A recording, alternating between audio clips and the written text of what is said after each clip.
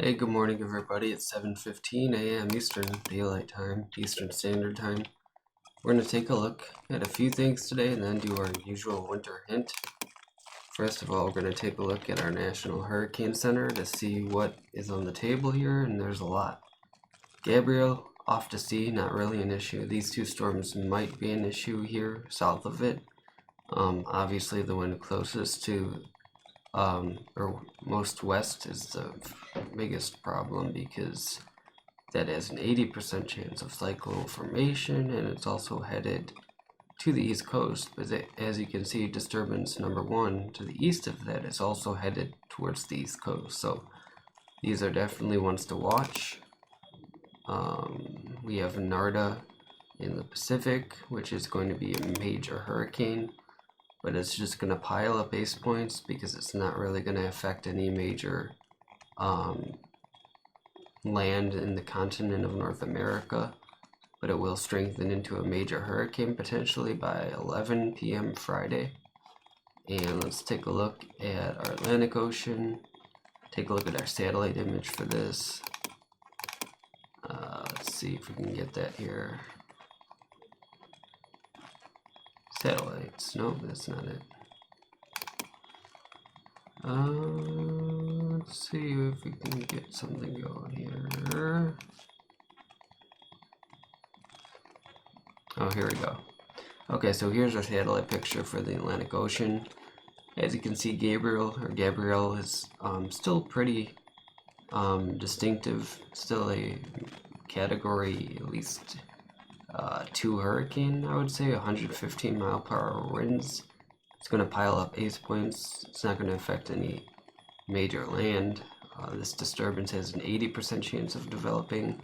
This one now has a 30% chance of developing, and that must be a new forecast because let's take a look at this again. Okay, so this is 80% chance of cyclone formation in 7 days.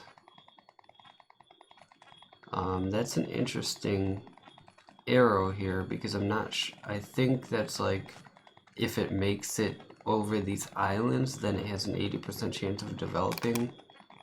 But I think currently, if we take a look at our satellite again, it has a 30% chance of developing. Disturbance number 2, let's see. Yeah, because formation within the next 7 days is 80%.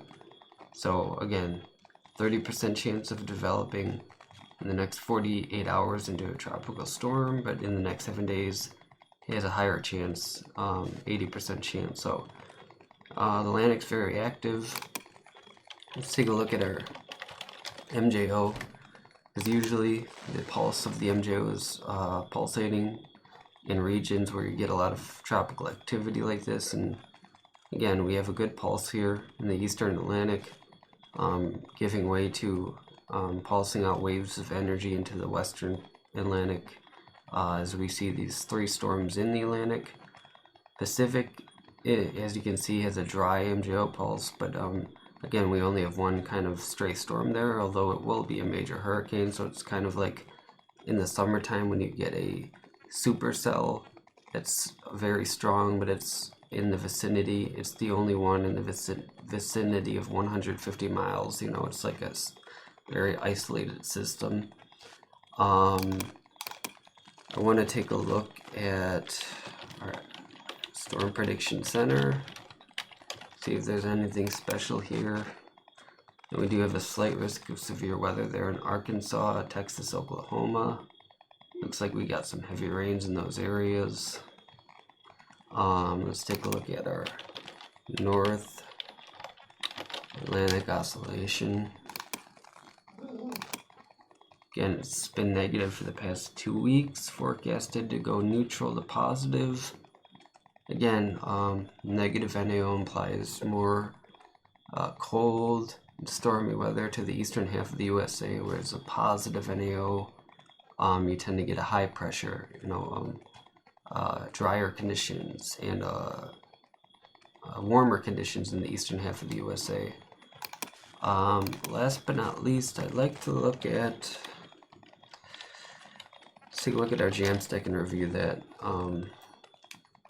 because there's not many more models that are fresh off the model runs. But taking a look at our Jamstack for December through February, again, we have a La Nina feature here, a very weak La Nina, 2 meter air temperature anomalies. Hottest portion of this winter will, if this verifies, be towards Texas and the Four Corners in the southwest, and I believe it will be cooler up north in the northern half of the USA. Precip anomalies, again, dry. This is very hard to see because it's so small, but dry in southeast, a lot of precip towards the west. So let's take a look at one more model, because I don't think we've looked at all the Jamstack models. I just think we've looked at the ensemble run. Let's take a look at the F2 3D VAR model. What a fancy name. And that shows, again, much of the same, dry in the southeast, although it's a little more enhanced. 2 meter air temperature anomalies. Oh, there's a much warmer look. And sea surface temperature anomalies. This has, interestingly, a stronger La Nina. So, again, when you get a weaker La Nina, that tends to favor the colder winter, which is what we see with the ensemble run right here. Taking a look at this ensemble run again, weaker La Nina, but temperatures are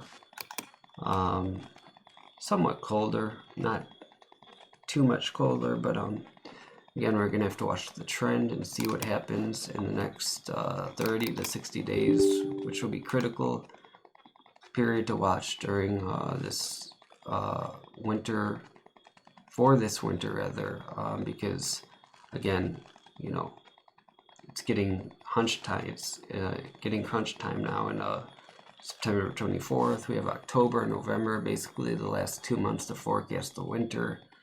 And all the information input has to go into the modeling, obviously, and then forecasters have to put that into the forecast and kind of analyze which puzzle pieces fit where, and then make an educated guess on the forecast. So that being said, this is Winter Hint number 31. Hope you guys enjoyed this update. Make sure you subscribe for more long-range weather content. Thank you, and have a great day.